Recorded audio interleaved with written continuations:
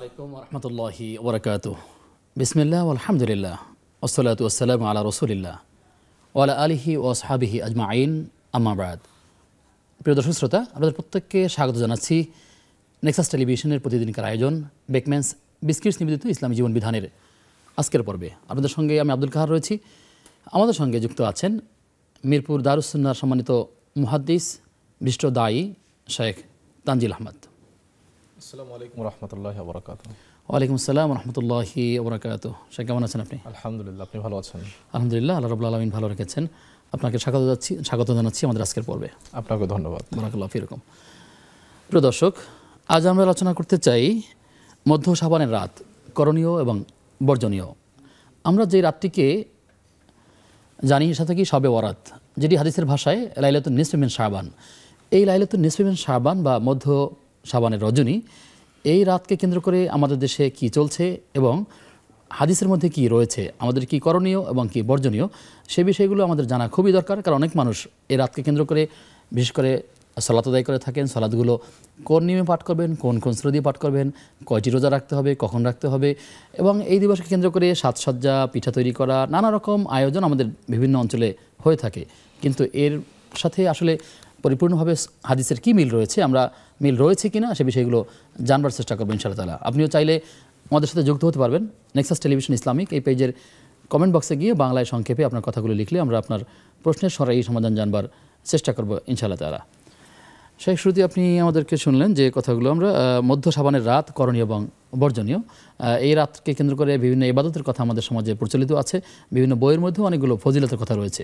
কিন্তু আপনার মাধ্যমে আমরা সুন্নাহ মোতাবেক কী আমল রয়েছে, আদৌ আছে কিনা, কতটুকুন রয়েছে এবং এই রাত সম্পর্কে হাদিসে কী বলা হয়েছে, যদি আপনি আমাদেরকে জানান। আলহামদুলিল্লাহ ওয়াসসালাতু ওয়াসসালামু আলা রাসূলিল্লাহ, মা বা'দ, ফাউযু বিল্লাহি মিনাশ শাইতানির রাজীম। ওয়া মা আতাকুমুর রাসূলু ফাখুযুহু ওয়া মা নাহাকুম আনহু ফান্তাহু। ওয়া ক্বালা নবী সাল্লাল্লাহু আলাইহি ওয়াসাল্লাম, ইন্না খায়রাল উমুরি আযাইমুহা ওয়া শাররাল উমুরি মুহদাসাতুহা। আলহামদুলিল্লাহ, আমাদের আজকের যে বিষয় শবে বরাত বা মধ্য শাবানের করণীয় বর্জনীয়, খুব চমৎকার একটি বিষয় এবং সেটি আজকের রাতকে কেন্দ্র করেই এই বিষয়টি বাংলাদেশে আমাদের এই অঞ্চলে বিশেষ করে বেশ জাঁকজমকভাবে এটি পালিত হয়ে থাকে। আসলে এ সম্পর্কে আমাদের প্রথমে মনে রাখা উচিত, ইসলাম একটি পরিপূর্ণ জীবন ব্যবস্থা। ইসলামের ধর্মীয় সাইট বলেন, যে কোনো ইবাদতের যে কোনো সাইট বলেন, ইসলাম পরিপূর্ণ ব্যবস্থা, বিধিবিধান সব পরিপূর্ণ করে দিয়েছেন নবী সাল্লাল্লাহু আলাইহি ওয়াসাল্লাম। আল্লাহ তাআলাও সে পক্ষে বলেছেন, আল-ইয়াওমা আকমালতু লাকুম দীনাকুম ওয়া আতমামতু আলাইকুম নি'মাতি। এটা আমাদের সর্বপ্রথম মনে রাখা উচিত। এবং আমি যদি কোনো নতুন কিছু আবিষ্কার করি এবং সেটাকে মনে করি বেশ ভালোই, তো সমস্যা কোথায়? তাহলে এর অর্থ হলো যে আমি জন্য এই দাবি করছি যে নবী সাল্লাল্লাহু আলাইহি ওয়াসাল্লাম একটি ভালো জিনিস তিনি বলে যাননি, অথচ নবী সাল্লাল্লাহু আলাইহি ওয়াসাল্লাম প্রত্যেকটি ভালো জিনিস আমাদের সামনে ক্লিয়ারলি বলে দিয়েছেন। এই জন্য ইমাম মালিক রাহিমাহুল্লাহ বলেন, মান ইবতাদা বিদআতান ইয়ারাহা হাসানাতান ফাহুয়া ইয়াদঈ আন্না মুহাম্মাদান সাল্লাল্লাহু আলাইহি ওয়াসাল্লাম ক্বাদ খানা ফির রিসালা। যদি কোনো ব্যক্তি ইসলামে কোনো নতুন আবিষ্কৃত কোনো বিদআত চালু করে এবং মনে করে যেটা তো ভালোই, তাহলে সে দাবি করলো নবী সাল্লাল্লাহু আলাইহি ওয়াসাল্লাম তার উপরে অর্পিত রিসালাতের দায়িত্ব সম্পর্কে দায়িত্ব খেয়ানত করেছেন, তিনি পৌঁছে দেননি। এই বিশ্বাসটি যদি আমরা প্রত্যেকে পোষণ করি, তাহলে অনেকগুলো প্রশ্নের সমাধান আমরা পেয়ে যাব ইনশাআল্লাহ। এবার আসুন, আমাদের আজকের বিষয় শবে বরাতের আমাদের করণীয় বর্জনীয় কি, এ সম্পর্কে পবিত্র কোরআনুল কারিমে কোনো কিছু বর্ণিত হয়নি। একটি আয়াতে তাফসির করা হয় সূরা দুখানের 3 এবং 4 নম্বর যে আয়াতটি এসেছে, ইন্না আনজালনাহু ফি লাইলাতিন মুবারাকাতিন ইন্না কুন্না মুনজিরিন ফিহা ইউফরাকু কুল্লু আমরিন হাকিম। যে আমি কোরআনকে বরকতময় রজনীতে নাজিল করছি। এই আয়াতের তাফসিরে কেউ কেউ বলেন সেই বরকতময় রজনীটি হলো মধ্য শাবানের রাত্রি, কিন্তু এটি সঠিক নয়। এই তাফসিরটি কেবল একমাত্র ইকরিমা তাবিঈ, যিনি ইবনে আব্বাসের ছাত্র ছিলেন, কেবল তার তাফসির ইমাম ইবনে কাসির রাহিমাহুল্লাহ যেটা নিয়ে এসেছেন। বাকি সকল মুফাসসিরিন কিরাম, সাহাবী, তাবিঈন সবার মত যে এটি হলো লাইলাতুল কদর বা রমজানের যে রাতটি, লাইলাতুল মুবারাকা বলতে লাইলাতুল কদরকে বোঝানো হচ্ছে এবং কোরআনে সেটার স্পষ্ট ব্যাখ্যা এসেছে। কাজেই আমরা বলতে পারি যে কোরআনের সম্পর্কে স্পষ্টত কোনো নেই। আমরা যদি হাদিসের দিকে তাকাই, হাদিসে দুই ধরনের হাদিস আমরা এখানে পাই। এক প্রকার হাদিস হলো যে হাদিসগুলোতে এই রাত্রের ফজিলত সম্পর্কে বর্ণিত আছে। আর এক প্রকার হাদিস যে হাদিসগুলোতে এই রাতের করণীয় বা আমল সম্পর্কে বর্ণিত আছে। হয়েছে। আমরা যদি দেখি যে এই রাতের ফজিলত কি, মর্যাদা কি, আমরা সেই ফজিলতগুলো জানবো। আমাদের সাথে দর্শক যুক্ত হচ্ছেন। প্রিয় দর্শক কে আছেন পরিচয় দিয়ে প্রশ্ন করুন। আর প্রশ্ন করবার আগে অবশ্যই আমরা খেয়াল রাখবো যে টেলিভিশনের ভলিউম কমিয়ে আমাদেরকে প্রশ্ন করবেন। ওয়ালাইকুম আসসালাম ওয়া রাহমাতুল্লাহ। হুজুর, আমি পাবনা সুজানগর থেকে আব্দুল জব্বার বলছি। ভালো আছেন হুজুর? আলহামদুলিল্লাহ, আল্লাহ রাব্বুল আলামিন ভালো রেখেছেন। আব্দুল প্রথমে জব্বার আপনাদের কাছে দোয়া প্রার্থী আর কি। প্রথম প্রশ্নটা হচ্ছে, হুজুর যে সূরা দোকান থেকে 3 নম্বর 4 নম্বর আয়াত নাযিল করলেন, আজকে আমাদের মসজিদের ইমাম সাহেব বললো যে নিশ্চয়ই এটি মঙ্গলবার রজনীতে অবতীর্ণ করেছে। আমাদের মুহতামিম ইমাম সাহেব বলেছে যে এটাকে কুরআন নাজিল বলা হয়। তো কুরআন নাজিলের কথা তো সবে কদর, ইন্না আনজালনাহু ফি লাইলাতুল কদর, সবে কদরে নাজিলের কথা শুনেছি। আবার এটাকেও আমাদের মুহতামিম বলছেন যে ইমাম সাহেব বলছেন যে এটাকেও ওই কুরআন নাজিলের কথাই বলা হয়েছে। তাহলে তিন নম্বর অর্থ ধরা গেল যে কুরআন নাজিল হয়েছে, সবে কদরের অর্থ কুরআন নাজিল হয়েছে। এটা পরিষ্কার করে বলবেন সাহেবকে অনুরোধ।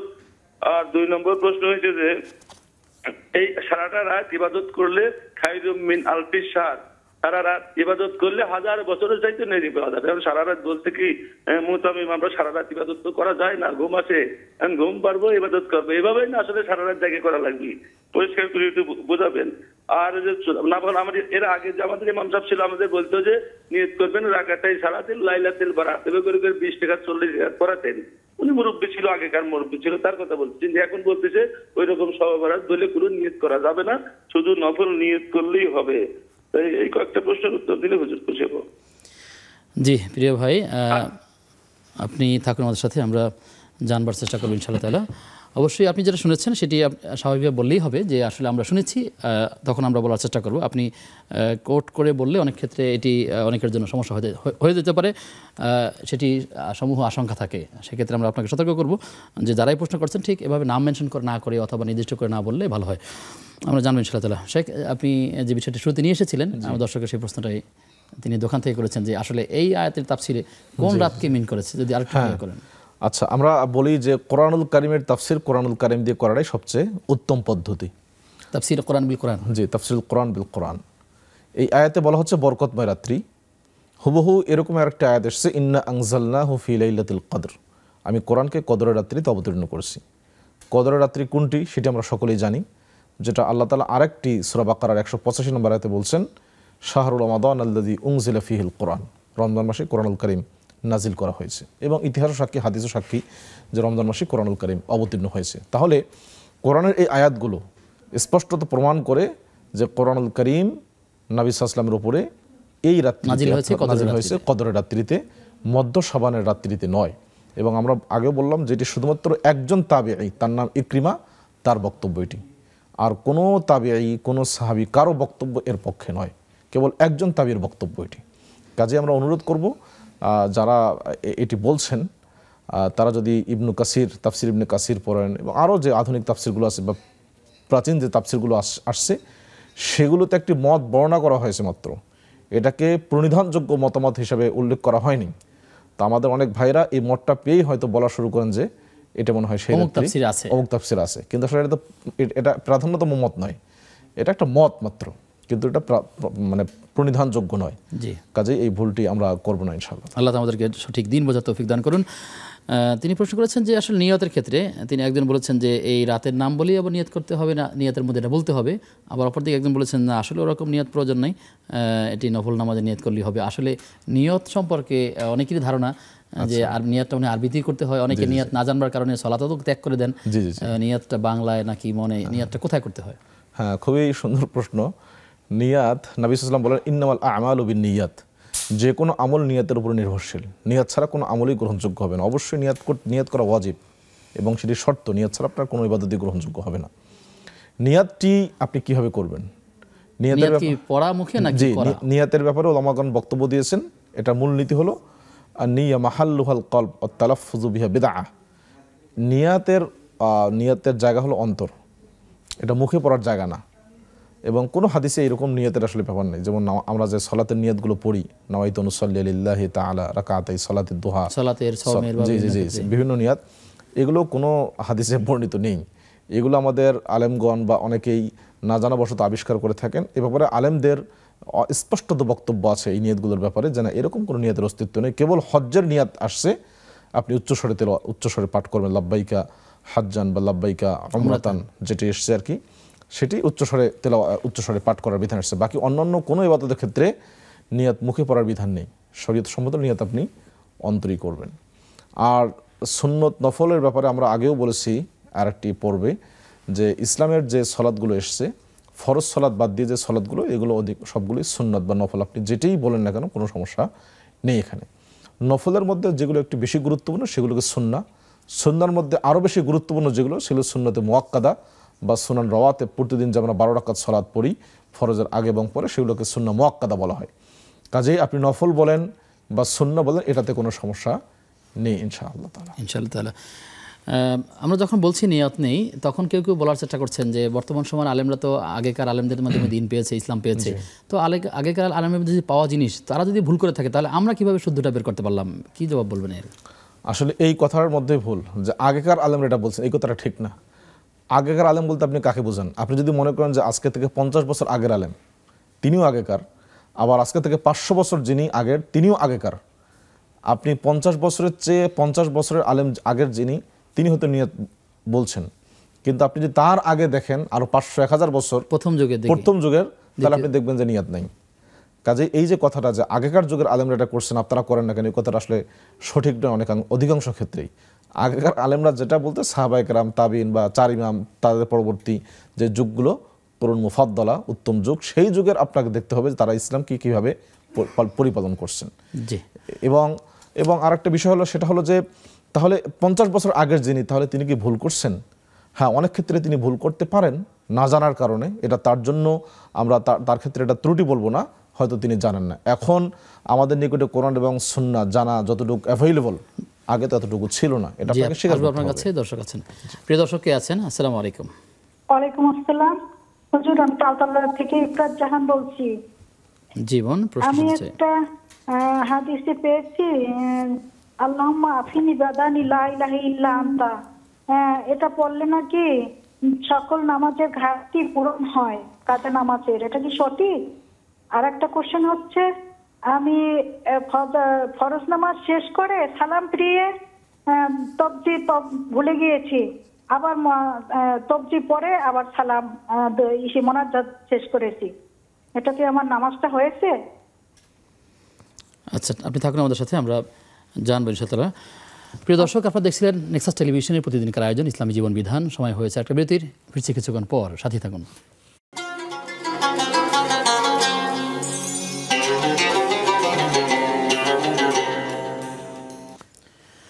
বিরতির পরে সবাইকে আবারও স্বাগত জানাচ্ছি নেক্সাস টেলিভিশনের প্রতিদিনকার আয়োজন বেকম্যানস বিস্কিটস নিবেদিত ইসলামী জীবন বিধানের আজকের পর্বে। আপনাদের সঙ্গে আমি আব্দুল কাহার রয়েছি। আমাদের সঙ্গে অতিথি হিসেবে যুক্ত আছেন শেখ তানজিল আহমদ। আমাদেরকে একজন প্রশ্ন করেছেন ইফরাত জাহান, তিনি বলেছেন যে ফরজ নামাজের ঘাটতি পূরণের জন্য তিনি একটা দোয়ার কথা উল্লেখ করেছেন। আসলে ফরজ নামাজের ঘাটতি কি নামাজ নাকি কোনো দোয়া, এ ব্যাপারে কোনো নির্দেশনা আছে কি ইসলামে? ফরজ নামাজের ঘাটতি কেবল ফরজ নামাজ দিয়ে হয়, অন্য কোনো নামাজ দিয়ে বা অন্য কোনোভাবে এটার ঘাটতি পূরণ হয় না। যে দোয়াটির কথা বোন উল্লেখ করলেন, এরকম কোনো দোয়া আমাদের জানা মতে কোনো হাদিস আমরা পাইনি। আমাদের যতটুকু জানা, ফরজ নামাজের ঘাটতি ফরজ নামাজ দিয়েই করতে হবে, এমন কোনো দোয়া নবী সাল্লাল্লাহু আলাইহি ওয়াসাল্লাম শিক্ষা দিয়ে জাননি যে দোয়া পড়লে আপনার নামাজের ঘাটতি পূরণ হতে পারে। কাজেই এগুলো হয়তো বানোয়াট বা প্রচলিত কেউ বলেছেন, কিন্তু এটার আসলে কোনো ভিত্তি আমাদের জানা মতে নেই। শেখ, আমরা প্রায় ওস্তাদের কাছে এরকমই কথা শুনি যে আমরা পাইনি, তো এটা নিয়েও আবার লোকেরা কথা বলে যে আমি পাইনি মানে কি আমার পড়াশোনা নাই নাকি আসলে আদৌ ওটা ইসলামে নাই, যদি আপনি ক্লিয়ার করেন। আসলে ইসলামে নেই বলতে আমাদের পড়াশোনা, মানুষ তো পূর্ণ না, আমাদের পড়াশোনার যতটুকু আমাদের আয়ত্তে এসছে আর কি, যেমন আমরা কুতুবে সিত্তা পড়ছি, হাদিসে যে বিখ্যাত 6টি কিতাব, সেটি আমাদের মোটামুটি পড়া আছে, যদিও সবগুলো আমাদের মনে সব সময় থাকে না, না থাকাটাই স্বাভাবিক। এবং মানুষ সব তো পারবে বিষয়টি এমন পারবে, জি জি জি জি জি এবং আরও বেশ কিছু আমরা ইসলামের মৌলিক বিধানগুলো সম্পর্কে মোটামুটি আমরা লেখাপড়া করার চেষ্টা করি আলহামদুলিল্লাহ। তো আমাদের যেটি আপনি বললেন যে আমি পাইনি, এটি হলো আসলে একজনের বিনয় প্রকাশ পায় এর মাধ্যমে। কারণ আমরা কখনোই একথা বলি না যে আমি পরিপূর্ণ, একথা বলা উচিত না। একমাত্র পরিপূর্ণ আল্লাহ সুবহানাহু ওয়া তাআলা। বড় বড় ইমামগণই তাদের কাছে অনেক প্রশ্ন এসেছে, তারা উত্তর দিতে পারেননি, তারা স্পষ্ট বলে দিয়েছেন, সময় নিয়েছেন অথবা বলে দিয়েছেন আমি জানি না, এটাতে লজ্জার কিছু নেই। হ্যাঁ, তো বোন যেটি প্রশ্ন করলেন সেটি আসলেই আমি যতটুকু পড়েছি, যতটুকু জানি, এরকম কোনো আমরা হাদিস পাইনি এবং আসলে এটা পাওয়ার কথা না। কারণ কিছু বিষয় আছে আপনি না পারলেও, না পড়লেও আপনি উত্তর দিতে পারবেন, সেই বিষয়টা এরকম একটি বিষয়, কিছু মূলনীতি ইসলাম দিয়েছে। আমরা ফোন নিয়ে আপনাদের প্রিয় দর্শক কে আছেন আমাদের সাথে? আসসালামু আলাইকুম। আমি নামাজ সম্পর্কে জানতে চাচ্ছি, সামনে তো রমজান মাস। জি। তো এই বাসায় নামাজ পড়া হয়, কিন্তু আমি তো অনেক বড় সূরা পারি না, কিছু কিছু ছোট সূরা পারি, কিন্তু আমি প্রত্যেক রাকাতে কি একাধিক সূরা পড়তে পারবো? একই সূরা ঘুরে ঘুরে প্রত্যেক রাকাতে কি একাধিক সূরা পড়তে পারবো সময় নিয়ে? জি, এটা জানাবেন। ঠিক আছে বোন, আপনি থাকুন আমাদের সাথে। আসসালামু আলাইকুম। ওয়ালাইকুম আসসালাম ওয়া রাহমাতুল্লাহ। আমরা জানবো ইনশাআল্লাহ তাআলা। সেখানে বলছিলেন যে আসলে একজন মানুষের পক্ষে তো সবকিছু জানাও সম্ভব না। এক্ষেত্রে লোকেরা অনেকেই মনে করেন যে ওস্তাদ মনে হয় সব জানেন বা সব জানতেই তাকে হবে। আবার কারো কারো অভ্যাস যে না জানলেও কোনোভাবেই ধামাচাওয়া দেওয়ার অভ্যাস, এরকম কোনো কোথাও কোথাও দেখা যাচ্ছে।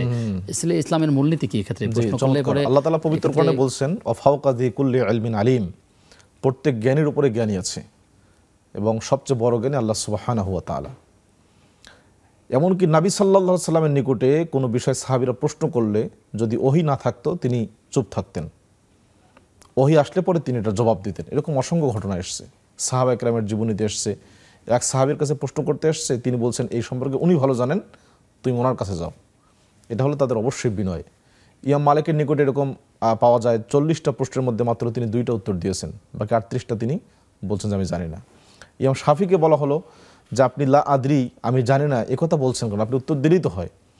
তখন তিনি বললেন যে না, আমি জানি না এটা বলার চেয়ে আমি যেটা জানি না সে সম্পর্কে একটা কিছু বলে দেওয়াটা অত্যন্ত ভয়ঙ্কর, ক্ষতিকর। আমি শরীয়তের ব্যাপারে কথা বলছি।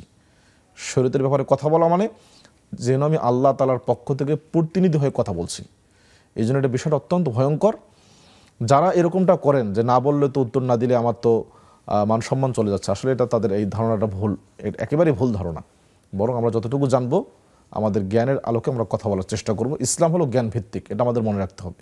এখানে নিজের মতো করে বললে হবে না, বরং জ্ঞান ভিত্তিক কথা বলাটাই উচিত। এবং যারা প্রশ্ন করেন তাদেরও এটা মাথায় রাখা উচিত যে আমি যাকে প্রশ্ন করছি তিনি যত বড় আলেমই হন না কেন, তিনি সব কিছু জানেন না, জানাটা সম্ভব নয় সব কিছু। এইটা মাথায় রেখে আমাদের শ্রোতাদের প্রশ্ন করা উচিত। আল্লাহ তাআলা আমাদেরকে ইলমে বারাকা দান করুন। আমাদেরকে এক বোন প্রশ্ন করেছিলেন যে তিনি সালাতের পরে যে তাসবিহগুলো আছে মাসনুন, তিনি এই তাসবিহগুলো পড়তে ভুলে গেছেন, তিনি পার্সোনাল মুনাজাত করেছেন, এরপরে আবার মনে হয়েছে তিনি মাসনুন দোয়া করেননি, পরে আবার এই দোয়া করেছেন, এরপর আবার তিনি মুনাজাত করেছেন। তার প্রশ্ন যে আসলে এতে তার নামাজের কোনো ক্ষতি হয়েছে কিনা, আসলে মাসনুন দোয়ার সাথে নামাজের কি সম্পর্ক আছে? আপনি সালাম যখন ফিরিয়েছেন, সালাম ফেরার সাথে সাথে আপনার নামাজ কমপ্লিট, সালাম ফেরা শেষ, আপনার নামাজ পরিপূর্ণ হয়ে গেছে। কারণ নামাজ বলা হয় তাকবীরে তাহারিমা থেকে নিয়ে সালাম ফেরা পর্যন্ত। কতিপয় কথা এবং কাজের নাম হলো সালাত এবং নামাজ। কাজেই সালামের সাথে আপনার এই সালাতের সাথে নামাজের সাথে তাসবিহ বা মোনাজাত এর ন্যূনতম কোনো সম্পর্ক নেই। সম্পর্ক নেই বলতে যেমন নামাজের পরে তাসবিহগুলোর কথা এসছে বিভিন্ন, সেটি ভিন্ন একটি আমল। হ্যাঁ, সেটি ভিন্ন, সম্পূর্ণ ভিন্ন, স্বতন্ত্র একটি আমল, স্বতন্ত্র আমল। তো সেটি আমরা করতে পারি।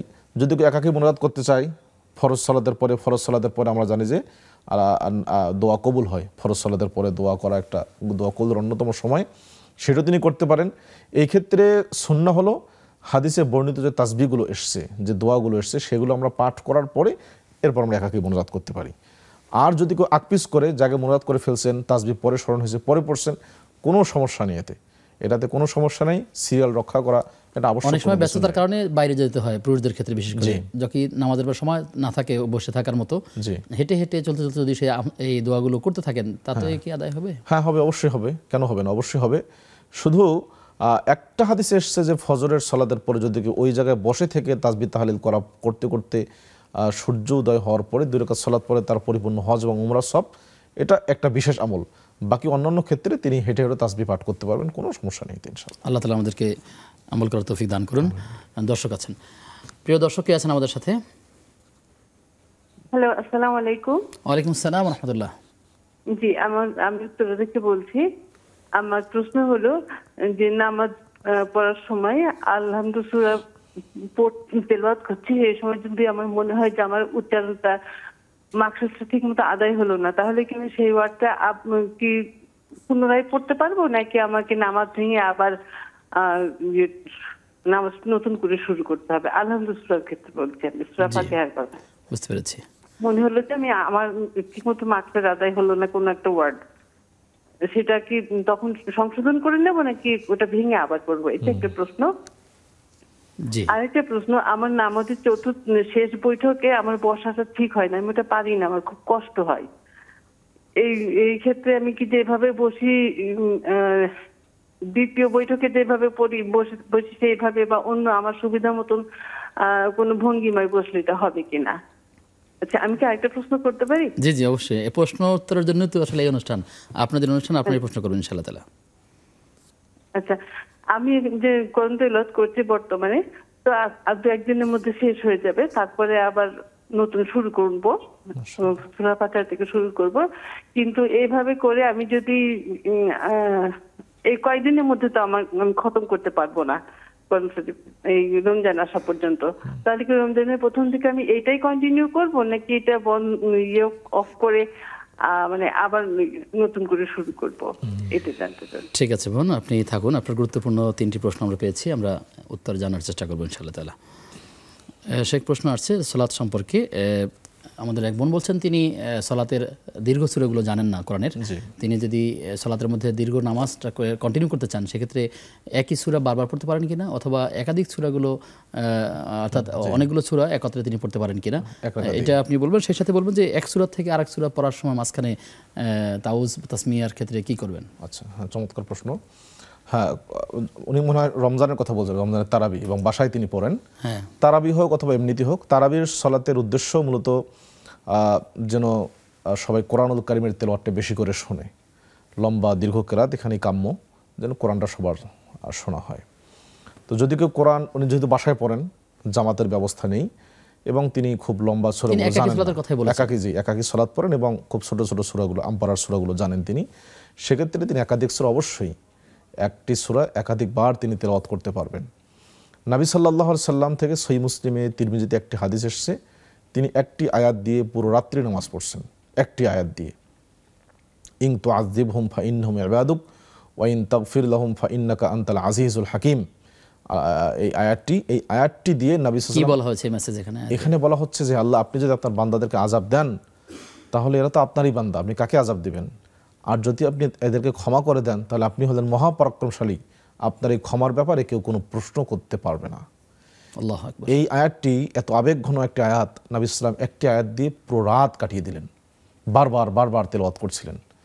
কাজেই এখান থেকে স্পষ্টত বোঝা যায় যে আপনি চাইলে একটি সূরা একাধিকবার তেলাওয়াত করতে পারেন, যেহেতু আপনার ওজর আছে, আপনি বেশি জানেন না। আমরা প্রথমত অনুরোধ করবো যে আপনি আর একটু যদি মুখস্থ করার সুযোগ থাকে, সময় থাকে, আপনি সবচেয়ে ভালো হয়, সেটা নিজেকেই ভালো লাগবে। যদি সেটা সম্ভব না হয়, আপনি এক সূরা একাধিকবার তেলাওয়াত করতে পারবেন, এতে কোনো সমস্যা হবে না ইনশাআল্লাহ। এবং এক সূরা থেকে আরেক সূরা যাওয়ার, আচ্ছা, এক সূরা থেকে আরেক সূরা যাওয়ার ক্ষেত্রে মাঝখানে আউযুবিল্লাহ, বিসমিল্লাহ, এক্ষেত্রে আমরা বলি বিসমিল্লাহটা পাঠ করা উচিত। বিসমিল্লাহ, যেহেতু আপনি সূরা ফাতিহার শুরুতে আউযুবিল্লাহ পাঠ করছেন, আউযুবিল্লাহ বিসমিল্লাহ দুটোই পাঠ করছেন, সেহেতু আরেক সূরা যাচ্ছেন, আপনাকে এখন পাঠ করতে হবে শুধু বিসমিল্লাহ। কারণ বিসমিল্লাহ হলো দুই সূরার মাঝখানে পার্টিশন, দুই সূরার মধ্যে ভেদকারী। আর আউযুবিল্লাহ পড়া হয় আপনি যখন কোরআনুল কারীম তেলাওয়াত শুরু করবেন, যেটা আল্লাহ বলছেন, ফাইদা করাতাল কোরআন ফাস্তাইজ বিল্লাহি মিনাশ শাইতানির রাজিম। কোরআন পাঠ করার সময় আপনি আউযুবিল্লাহ পাঠ করেন। যেহেতু আপনি সূরা ফাতিহার শুরুতে আউযুবিল্লাহ পাঠ করছেন, কাজে এটাকে রিপিট করার প্রয়োজন নেই। বিসমিল্লাহ পাঠ করছেন, কিন্তু বিসমিল্লাহ আবার পড়তে হবে কেন? কারণ আপনি আরেক সূরা শুরু করছেন, এই জন্য আপনাকে বিসমিল্লাহ পাঠ করতে হবে। জি, আরও কিছু প্রশ্ন আছে, সেই উত্তরগুলো জানবো আরেকটি বিরতির পর ইনশাআল্লাহ তাআলা। প্রিয় দর্শক, আপনারা দেখছিলেন নেক্সাস টেলিভিশনের প্রতিদিনকার আয়োজন বেকম্যানস বিস্কিটস নিবেদিত ইসলামী জীবন বিধানের আজকের পর্ব। সময় হয়েছে আবার একটা বিরতির, ফিরছি কিছুক্ষণ পর, সাথে থাকুন।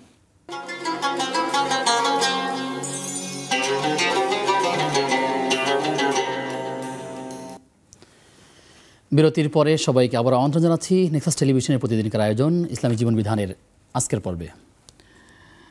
শেখ আমার হাতে প্রশ্ন আছে আমাদের উত্তরা থেকে জীবনটি প্রশ্ন করলেন যে সূরা ফাতিহা তিনি পড়বার সময় অনেক সময় মাখরাজগুলো সঠিকভাবে উচ্চারণ হয়নি কোনো একটা শব্দের ক্ষেত্রে তিনি বুঝতে পেরেছেন। এক্ষেত্রে তিনি নামাজটাকে নতুন করে শুরু করবেন নাকি যে আয়াতটা রিপিট করা প্রয়োজন অথবা পিছনে যাওয়া প্রয়োজন সেই আয়াত থেকে শুরু করবেন?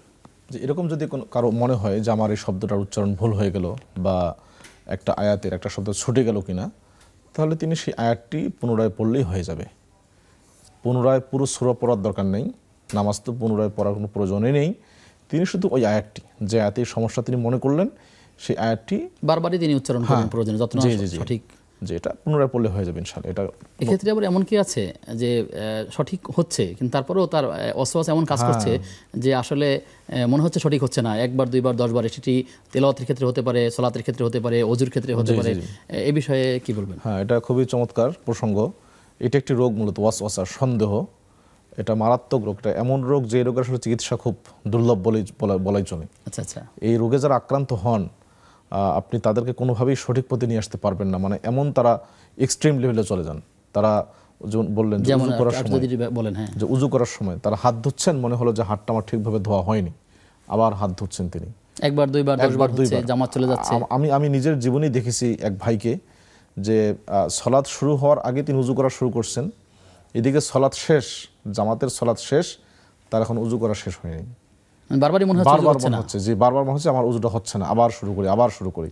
ঠিক তেমনি যদি তিনি সালাতে দাঁড়ান, আল্লাহু আকবার বলে দাঁড়ালেন, মনে হচ্ছে আমার খুশু নেই, আমার সালাতের মনোযোগটা কম, তিনি আবার তাকবীর দিলেন। সূরা ফাতিহা পড়লেন, মনে হচ্ছে যে না আমার অনেক ভালো করে পড়া হয়নি, আবার তিনি পড়লেন। একভাবেই, মানে এক রাকাতেই তিনি রিপিট করবেন, কিন্তু সেটি অনেকবার নয়। জি, যদি এরকম কারো হয় যে তিনি ভুল মনে হচ্ছে কারো, তাহলে তিনি সেটা রিপিট করলে হয়ে যাবে ইনশাআল্লাহ। পুনরায় পুরো সূরা বা পড়ার দরকার নেই, রাকাত আবার শুরু করতে হবে না নতুন করে। দরকার নেই। জি, দর্শক আছেন, প্রিয় দর্শক কে আছেন? আসসালামু আলাইকুম। দর্শক শুনতে পাচ্ছেন আমাকে? হ্যাঁ, আমি শুনতে পাচ্ছি। জি, ওয়ালাইকুম আসসালাম। আসসালামু আলাইকুম হুজুর। ওয়ালাইকুম আসসালাম ওয়া রাহমাতুল্লাহ। আমার রাজশাহী থেকে শাহাবুর বলছিলাম। জি, প্রিয় দর্শক, আপনি টেলিভিশনের ভলিউম কমিয়ে প্রশ্ন করুন। আমার প্রশ্ন হচ্ছে, আজকে রাত্রে যে নামাজগুলা পড়বো, মানে সুন্নত নফল, এই নামাজগুলা কি বেতের নামাজ কি হাতে রেখে, মানে বেতের নামাজ কি পড়ে ফেলবো না বেতের নামাজ কি পড়ে ফেলে ইবাদত করবো, না বেতের নামাজ হাতে রাখবো? আর আজকে রাত্রে আপনার তাহাজ্জুদ নামাজ পড়া যাবে কিনা কি? আচ্ছা, ঠিক আছে, আপনি থাকুন আমাদের সাথে, আমরা জানার চেষ্টা করছি ইনশাআল্লাহ তাআলা। শেখ প্রশ্ন করেছেন আমাদের বোন যে তিনি সালাতের মধ্যে তার বসতে একটু কষ্ট হয়। তিনি বলেছেন 2 রাকাত পরে আমরা স্বাভাবিকভাবে যেটা বসি এবং সালাত শেষে 3 বা 4 রাকাত যেটা বসি, এই 2 বসার মধ্যে পার্থক্য রয়েছে। আপনি বলবেন সেই পার্থক্যটাকে, এবং যদি তিনি শেষ বৈঠকটা বসতে না পারেন তিনি কিভাবে বসবেন প্রথমবারের মতো, অথবা যদি একান্তই তার বসতে কষ্ট হয় সালাতের নিয়মতান্ত্রিকভাবে, তাহলে সেক্ষেত্রে তার করণীয় এটাকে। জি, প্রথম প্রশ্ন হলো যে আসলে কোনো বৈঠকের কোনো পার্থক্য আছে কিনা। যে পার্থক্য আছে, 2 রাকাত এবং 4 রাকাত সালাত যেগুলো আমরা সাধারণত 2 রাকাতে যেভাবে বসি, বাম পায়ের উপরে আমরা নিতম্ব রেখে ডান পা খাড়া করে রাখি, আর প্রথম বৈঠকে যেটা আমরা বসি। আর শেষ বৈঠক বা 4 রাকাত বা 3 রাকাত সর্বশেষ বৈঠক যেটা, সেটার হাদিস তিরমিজিতে হাদিস এসছে, মুসলিমে হাদিস এসছে যে নবী সাল্লাল্লাহু আলাইহি ওয়াসাল্লাম তিনি নাসাবা রিজলাহুল ইয়ুমনা, ডান পাকে খাড়া করে রাখতেন এবং যেটি বাম পা সেটাকে বিছিয়ে দিতেন ডান পায়ের ভেতর দিয়ে, আরামের সাথে তিনি বসতেন। এই পার্থক্যটি এসছে, জি, এটি সুন্নাহ। আর বোন যেটি প্রশ্ন করলেন, যদি তার সমস্যা হয় একান্তই যে তিনি অসুস্থতার কারণে বসতে পারছেন না, প্রথম বৈঠকের মতো বসলেই তার কমফোর্ট ফিল হচ্ছে অথবা অন্য কোনোভাবে, তাহলে তিনি সেটি করতে পারেন, এতে কোনো সমস্যা নেই। বিশেষ করে যদি তিনি আসলেই অসুস্থ হয়ে থাকেন, তাহলে তিনি অবশ্যই তিনি প্রথম বৈঠকে যেভাবে বসছেন সেভাবে তিনি বসতে পারেন, সালাত আদায় করতে পারেন, কোনো সমস্যা নেই। প্রশ্ন নেব, দর্শক আছেন। দর্শক কে আছেন আমাদের সাথে? আসসালামু আলাইকুম। ওয়ালাইকুম আসসালাম। হুজুর জীবন শুনতে পাচ্ছেন আপনি? জি, হ্যাঁ শুনতে পাচ্ছি। হুজুর অনেকদিন পর আপনাদের লাইন পেলাম, প্রায় 3 বছর অপেক্ষা করছি, প্রতিদিন একদম ব্যস্ত পাইছি, আসতে পাইছি, আলহামদুলিল্লাহ। সময় বরাদ্দের রাতে ভালো আর কি, খুব খুব খুশি লাগতেছে, কি বলবো বুঝতে পারছি না, বুঝছেন। আর তারপর হ্যাঁ, আমরা রোজা আইছি, একটু নামাজ পড়বো, এটা আর কি একটু যে হচ্ছে দোয়া করবেন আমাদের জন্য, যাতে সবকিছু আমার ছেলে মেয়েরা সবাই ভালোভাবে থাকতে পারে, একদম সমস্ত মুসলিম উম্মার জন্য দোয়া তো আছেই, এটাই ঠিক আমার আছে। আছে। হুজুর দোয়া করিয়েন আমাদের জন্য। জি, আপনার কথা আমরা বুঝতে পেরেছি। আপনার মতো অনেকেই আছেন যারা আসলে এলম অর্জন করতে চেষ্টা করেন, আমরাও চেষ্টা করি, এই টেলিভিশন কর্তৃপক্ষও চেষ্টা করে আসলে কিভাবে মানুষের কাছে বিশুদ্ধ জ্ঞানটা পৌঁছানো যায়। সেক্ষেত্রে আপনারা ট্রাই করেছেন, আল্লাহ তাআলা যতদিন পর্যন্ত আপনি এই চেষ্টা করেছেন ততদিন পর্যন্ত আপনার সব হয়েছে, এবং আপনার মাধ্যমে যারাই প্রশ্ন করছেন তাদের এই একটা প্রশ্নের মাধ্যমে অগণিত দর্শক শ্রোতার কাছে এর উত্তরগুলো চলে যাবে। যারাই আমল করবে তার প্রত্যেকটা আমলের একটি অংশ আপনারা পেয়ে যাবেন, কারণ এটি একটি সাদাকায়ে জারিয়ামূলক কাজ। জ্ঞান অর্জনের জন্য আল্লাহ তাআলা আপনাদের চিন্তা চেতনাকে কবুল করুন, আমিন। আপনি দোয়া চেয়েছেন, আমরা আপনাদের জন্য দোয়া করি, আর ঠিক একইভাবে আমরাও আপনাদের কাছে দোয়া চাই, আল্লাহ তাআলা সবাইকে যেন দিন বোঝার তৌফিক দান করেন। সেই বসার ক্ষেত্রে একটি কথা সম্পর্কে যদি আমি জানতে চাই, যে যদি এমন হয় যে তিনি নামাজে যেভাবে বসতে হয় পা ভাঁজ করে পায়ের উপরে বসা দরকার নিতম্বের উপরে, এটিও যদি কেউ বসতে না পারেন, তার কাছে যদি মনে হয় যে আসলে আমি পা বিছিয়ে দিয়ে সালাত করতে পারি, সেক্ষেত্রে সামনের দিকে বা কাবার দিকে পা বিছিয়ে তিনি পড়তে পারেন? সামনের দিকে, দুই পা সামনের দিকে বিছিয়ে তিনি সালাত পড়তে পারবেন কিনা? হ্যাঁ, অবশ্যই পারবেন, কোনো সমস্যা নেই। কারণ যদি কেউ সালাত বসে পড়তে না পারে, শুয়ে পড়বেন তিনি, কাত হয়ে, যদি কাত হয়েও কেউ পড়তে না পারে তো শুয়ে পড়বেন। তো যদি শুয়ে পড়ার সালাতের নিয়ম কি, তখন তো আপনার পা কিন্তু কেবলার দিকে থাকবে। আপনি যদি পশ্চিম দিকে মুখ করে বা কেবলার দিকে মুখটা করতে চান, তাহলে আপনাকে অবশ্যই কেবলার দিকে পা দিয়ে তারপরে পা সোজা করে। জি, আমাদের একটি প্রচলিত কথা আছে যে কেবলার পশ্চিম দিকে বা কেবলার দিকে পা রাখা যাবে না।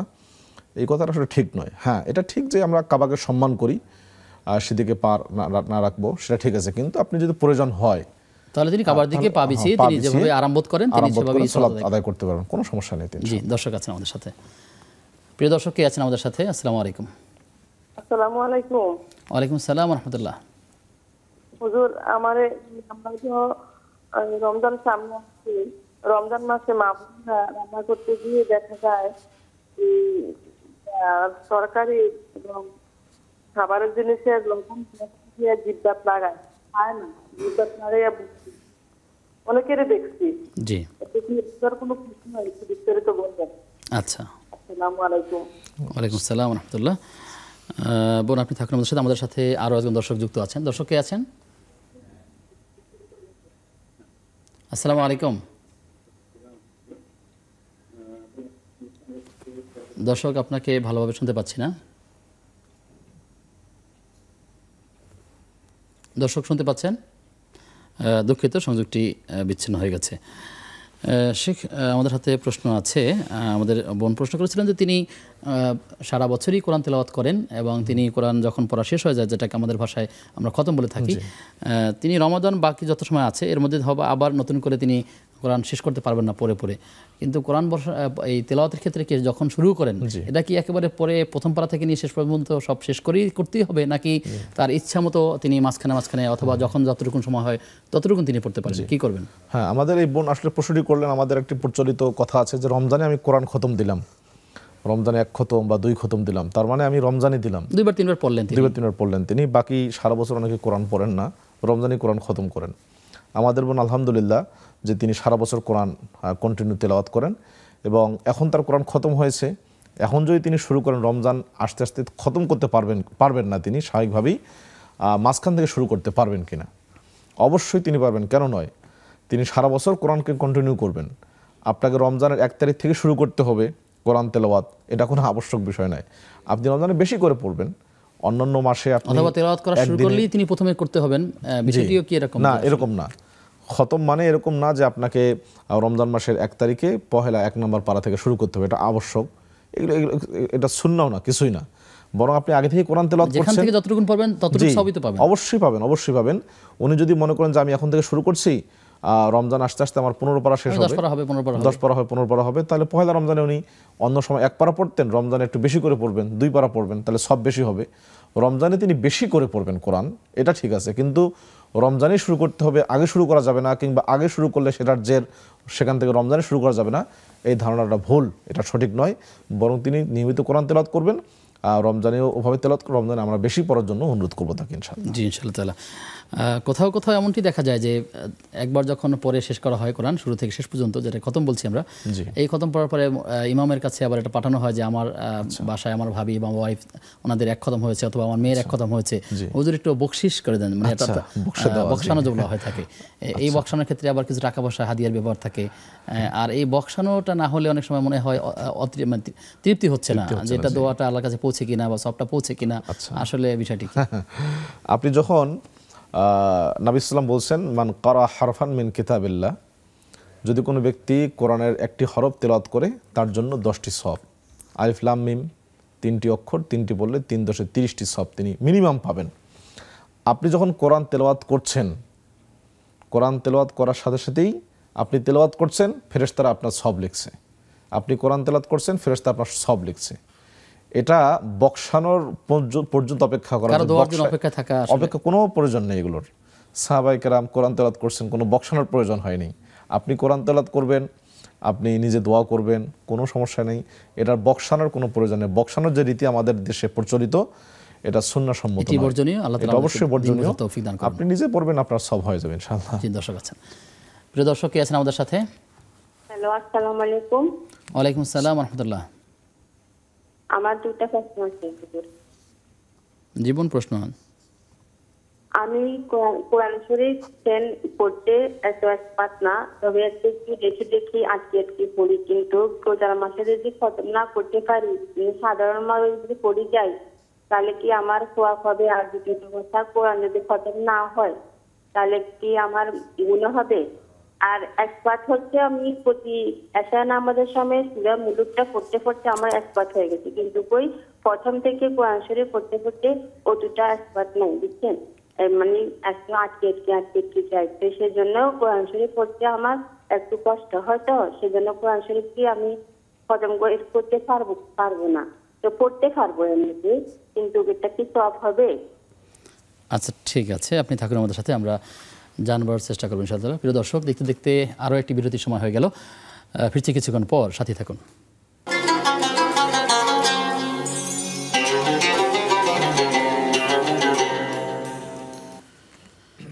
বিরতির পরে সবাইকে আবারও আমন্ত্রণ জানাচ্ছি নেক্সাস টেলিভিশনের প্রতিদিনকার আয়োজন ইসলামিক জীবন বিধানের আজকের পর্বে। আপনাদের সঙ্গে আব্দুল কাহার রয়েছি এবং আমাদের সাথে যুক্ত আছেন শেখ তানজিল আহমদ। আমাদেরকে একজন প্রশ্ন করেছেন যে তিনি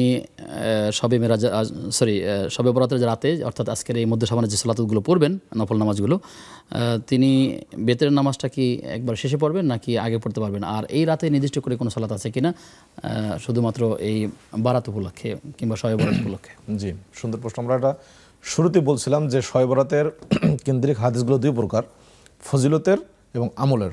ফজিলতের যে হাদিস, সে হাদিসটি সহিহ, শেখ আলবানী এটাকে হাসান পর্যায়ে আমলযোগ্য মনে করেন। সেটি হলো আল্লাহ তাআলা এই রাত্রিতে দুনিয়ার আসমানে অবতরণ করে দুনিয়াবাসীকে লক্ষ্য করে দুই ধরনের লোক ব্যতীত সবাইকে ক্ষমা করে দেন। একটা হলো মুশরিক, আর হলো বিদ্বেষ পোষণকারী মুশাহিন। কাজে এই রাত্রে ক্ষমা পাওয়া যদি কেউ পেতে চায়, তাকে দুইটা কাজ করতে হবে। একটা হলো শিরক থেকে বেঁচে থাকতে হবে, শিরকের সাথে কোনো ধরনের সম্পর্ক রাখা যাবে না। দ্বিতীয় হলো অপর ভাইয়ের প্রতি হিংসা বিদ্বেষ থেকে বেঁচে থাকতে হবে, এবং হকপন্থী যারা, আহলুস সুন্নাহ জামাত যারা, তাদের প্রতি কোনো হিংসা বিদ্বেষ পোষণ করা যাবে না, যেটি বিদআতীদের একটি অন্যতম কার্যকলাপ। এই দুই শর্ত যদি কেউ পালন করতে পারে, শিরক থেকে বেঁচে থাকে এবং হিংসা বিদ্বেষ থেকে বেঁচে থাকে, তবেই তিনি আল্লাহ তাআলার এই রাত্রিতে ক্ষমা পাবেন। এই একটি হাদিস সহিহ ইবনে হিব্বানে এসেছে। হাদিসটিকে শেখ আলবানী সহ অনেকে এটাকে হাসান বা গ্রহণযোগ্য মনে করেন। এটা ফজিলত। দ্বিতীয় হলো এই রাতের আমল কি। এই রাতের আমল সম্পর্কে একটি হাদিস এসেছে নবী সাল্লাল্লাহু আলাইহি সাল্লাম কর্তৃক বর্ণিত, আলী থেকে বর্ণিত, ইদা কানা লাইলাতুন নিসফি মিন শাবান ফাকুমু লাইলাহা ওয়া সুমু নাহারাহা। যখন মধ্য শাবানের রাত আসে, তখন তোমরা দিনে রোজা রাখো এবং রাতের বেলায় ইবাদত করো, দাঁড়িয়ে ইবাদত করো। হাদিসটি জাল, একেবারেই বানোয়াট একটি হাদিস, এটার কোনো ভিত্তি শরীয়তে নেই। তবে কেউ যদি এই আরবি মাসের যে 3টা রোজা আছে, অর্থাৎ 13, 14 আইয়ামে বীজ হিসাবে তিনি রাখতে পারেন, তবে শবে বরাতের রোজা হিসাবে কোনো রোজা শরীয়তে নেই। এটা আমরা দর্শকদেরকে অনুরোধ করব যে নিরপেক্ষ দৃষ্টিকোণ থেকে আপনাদেরকে বিষয়টা চিন্তা করতে হবে। শবে বরাতের রোজা নামে কোনো রোজা শরীয়তে নেই। নামাজের বিষয়টি বলি। জি, আমাদের দেশে যে প্রচলিত সালাতুর রাগাইব 100 রাকাত নামাজ পড়তে হয় গোসল করার পরে, এরকম কোনো নামাজের ভিত্তি শরীয়তে নাই। তবে কোনো কোনো তাবিদ থেকে বা কোনো কোনো সালাফ থেকে যেটি বর্ণিত এসেছে তারা ব্যক্তিগত নামাজ পড়তেন, ব্যক্তিগতভাবে নামাজ পড়তেন। শেখুল ইসলাম আজকে রাতে নয়, সব রাতে পড়া যেতে পারে, কিন্তু শেখুল ইসলাম ইবনে তাইমিয়া স্পষ্ট বলছেন ও আম্মাল ইজতিমা ফিল মাসাজিদ, মসজিদে একত্রিত হয়ে এটাকে মহা সমারোহে আয়োজন করে নামাজ পড়া আনুষ্ঠানিক দিয়ে এটা অবশ্যই বর্জনীয়।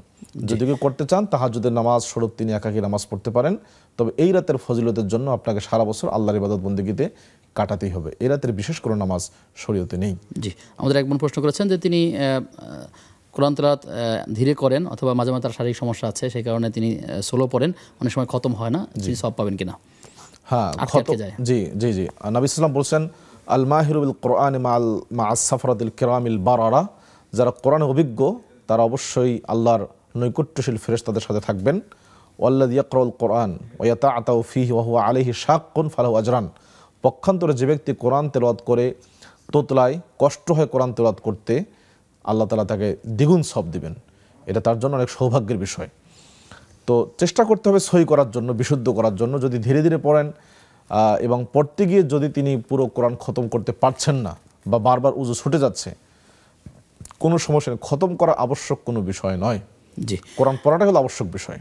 আচ্ছা, আমাদের একজন প্রশ্ন করেছে যে রমজানে রান্না বান্না করার সময় অনেক সময় তরকারির লবণ চাখতে হয়, সেক্ষেত্রে রোজা রাখা অবস্থায় কেউ মুখে যদি জিহ্বায় চাখে সেক্ষেত্রে তার রোজার কোনো ক্ষতি হবে কিনা? জি, রোজা ভাঙ্গার শর্ত হলো যে আপনাকে খাবারটা ভেতরে যেতে হবে, গলার ভেতর দিয়ে যদি যায় তাহলে রোজা ভেঙে যাবে।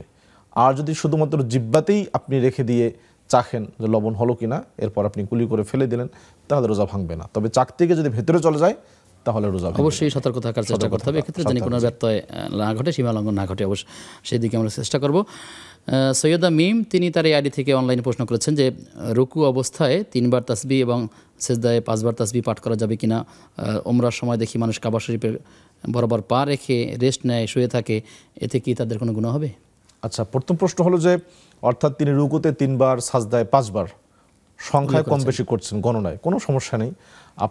আপনার রুকুতে একটু ভালো লাগছে বেশি, আপনি বেশি করে পড়লেন, সেজদায় বেশি ভালো লাগছে, সেজদায় বেশি করে পড়লেন, কোনো সমস্যা নেই, সংখ্যায় কম বেশি করলে সমস্যা নেই। দ্বিতীয় যে প্রশ্ন করছেন তিনি, যে অনেকেই কাবা শরীফের দিকে পা রেখে শুয়ে থাকেন বা বিশ্রাম নেন, ঘুমান, এতে কোনো গুনাহ হবে না, এটা গুনাহ হবে না। তবে সেটা অবশ্যই খেলাফুল আওলা, উত্তমতার বিপরীত, এটা আদবের খেলাফ, কিন্তু এটাতে কোনো গুনাহ হবে না, এটা আমাদের বর্জন করা উচিত।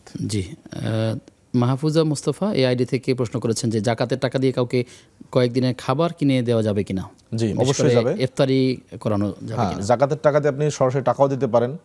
যদি মনে করেন যে টাকার চেয়ে তার জন্য অন্যান্য কিছু উপকারী বেশি হবে, সে টাকা দিলে অল্প দিয়ে খরচ করে ফেলবে, আপনি অন্য জিনিসপাতিও কিনে দিতে পারেন, এটাতে কোনো সমস্যা নেই। ইফতারিও আপনি কিনে দিতে পারেন জাকাতের টাকা দিয়ে, তবে সেক্ষেত্রে ইফতার করানোর যে আলাদা সব আপনি সেটি পাবেন না, আপনি আপনার জাকাতের টাকার আপনি দিলেন, এটাই শুধুমাত্র হবে। এই জন্য আমরা বলি যে আপনি জাকাতের টাকাটা হুবহু টাকাটা দিলেন, যদি মনে করেন একান্ত টাকাটা দিলে সে নষ্ট করে ফেলবে। একটি বিষয় সামনে আসা উচিত মনে হয়, সেটি হচ্ছে যে ইফতার জাকাতের টাকা, যেহেতু ইফতার যে কোনো মানুষকে আমরা করাতে পারি, কিন্তু জাকাতের হকদার যিনি তাকেই তো সেই ইফতারটা দিতে হবে যদি এরকম ইফতার কিনতে চায়। কিন্তু স্বাভাবিকভাবে জাকাতের টাকা দিয়ে স্বাভাবিক কোনো মানুষকে যারা জাকাতের হকদার না তাদেরকে ইফতারি দেওয়ার বিষয়টা ক্লিয়ার করেন আর কি। জি জি, যিনি হকদার জাকাতের, আমি তাকেই দিচ্ছি ইফতারিটা, তখন সেটা জায়েজ হবে, কিন্তু এই টাকা দিয়ে আপনি অন্যকে খাওয়াতে পারবেন না, এটা প্রথম কথা। দ্বিতীয় কথা হলো যে ইফতারি যে আলাদা সব আছে, ইফতার করলে আপনি ওই রোজাদারের মতোই সব পাবেন, তারা আপনি সেই সবটা থেকেও বঞ্চিত হলেন, কারণ আপনি যা দিয়েছেন সেটা আপনার জাকাতের টাকা, সেটা আপনার উপর দায়িত্ব ছিল, আপনি কেবল দায়িত্ব পালন করছেন মাত্র, আপনি আলাদা করে তাকে ইফতারি করার নেই। এই জন্য আমরা বলি যে আপনি জাকাতের টাকা তাকে টাকাই দিলেন, টাকাটা দেওয়াটাই উচিত। জাকাতের যে টাকা দিলেন, তিনি টাকা দিয়ে কী করবেন আপনি সে ব্যাপারে ডিরেকশন দিতে পারেন, কিন্তু জাকাতের টাকা দিয়ে এইগুলো দিলে হয় কি, তখন আপনার ওই যে আমাদের যে প্রচলিত জাকাতের টাকা দিয়ে লুঙ্গি কিনে দিচ্ছে, কেউ শাড়ি কিনে দিচ্ছে, এবং মানে খুব একেবারেই অল্প মানের দিচ্ছে, আপনার প্রকৃতভাবে যথাযথভাবে জাকাতটা আদায় হয় না তখন। এই জন্য আমরা অনুরোধ করবো জাকাতের টাকা আপনি টাকাই দিবেন।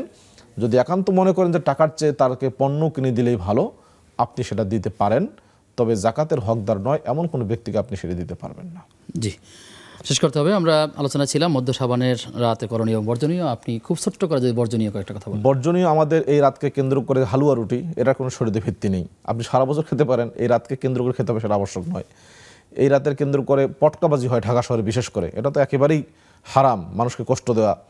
মসজিদ আলোকসজ্জা করা, অহেতুক অপচয় খরচ, মসজিদ তো আর আপনার এটা মন্দির না প্যাগোডা না, এটাকে আলোকসজ্জা করতে হবে, এটা নিষেধ হাদিসে, এসব করা যাবে না। এবং এই রাতকে কেন্দ্র করে সারা বছর ইবাদত নেই, শুধু এই রাতে আমরা ইবাদত করি, এটাও সম্পূর্ণ বর্জনীয়। এবং এই রাত সম্পর্কে আরও অনেকগুলো প্রচলিত যে কুসংস্কার আছে, এই রাতে অনেক কিছু হয় ইত্যাদি ইত্যাদি, এগুলো সম্পর্কে আমাদের ভ্রান্ত ধারণা, এগুলোর থেকে আমাদের বিরত থাকাটাই উচিত। আমরা অনুরোধ করব, আপনি সারা বছর ইবাদত করলে পরে এই সবটি পাবেন। এবং বিশেষ করে আমরা যেটি বলবো, শিরিক থেকে যদি আপনি বেঁচে না থাকেন, অনেক মাজারে শবে বরাত পালন হচ্ছে, শবে বরাত পালন মাজারে, যেখানে শিরকের আড্ডা। সর্বশেষ এক লাইন উত্তর নিবার থেকে যারা শবে বরাতের পক্ষে কথা বলেন, তারা যারা বলছেন যে আসলে শবে বরাতে শুধু সালাত বা রোজা এগুলো নেই, তার সঠিক কথাগুলো বলার কারণে দুজন ব্যক্তির চেহারার উপরে আবু জাহেল আবুল হাব লিখে প্রচার করা হচ্ছে, এটি কেমন গুনাহ, এক কথায় বলবেন? হ্যাঁ, এগুলো তো আসলে এগুলো তো আর এক মানে কি বলবো, এটা চরম চরম ধোঁকা, শয়তানি আর কি। একজন আলেমের শানে, একজন আলেম ভুল করতে পারেন, একজন আলেম হয়তো ভুল তথ্য দিতেই পারেন, কিন্তু তাদেরকে আবু জাহেল আবুল হাব নাউযুবিল্লাহি মিন যালিক, এটা কখনোই উচিত নয়, মুসলিমকে কখনোই উচিত নয়। একজন মুসলিমের ব্যাপারে কথা বলছেন। আপনাকে ধন্যবাদ জানাই, ঠিক জানাচ্ছি। প্রিয় দর্শক, আপনারা দেখছিলেন ইসলামী জীবন বিধান। আমরা আলোচনা করছিলাম শবে বরাতের নানা দিকগুলো নিয়ে। আল্লাহ তাআলার কাছে আমরা দোয়া করি আল্লাহ তাআলা আমাদেরকে সহিহ সুন্নাহ মোতাবেক আমল করার তৌফিক দান করুন এবং ইলম অর্জনের ক্ষেত্রে আমরা কার্পণ্য না করি এবং অজ্ঞতা দূর করার চেষ্টা করি। আল্লাহ আমাদেরকে সেই পথগুলো সুগম করে দেবেন, সেই দোয়াই করি। আজ এ পর্যন্তই। আগামী অনুষ্ঠান দেখবার আমন্ত্রণ জানিয়ে আজকের মধ্যে বিদায় নিচ্ছি। আসসালামু আলাইকুম ওয়া রাহমাতুল্লাহি ওয়া বারাকাতুহু।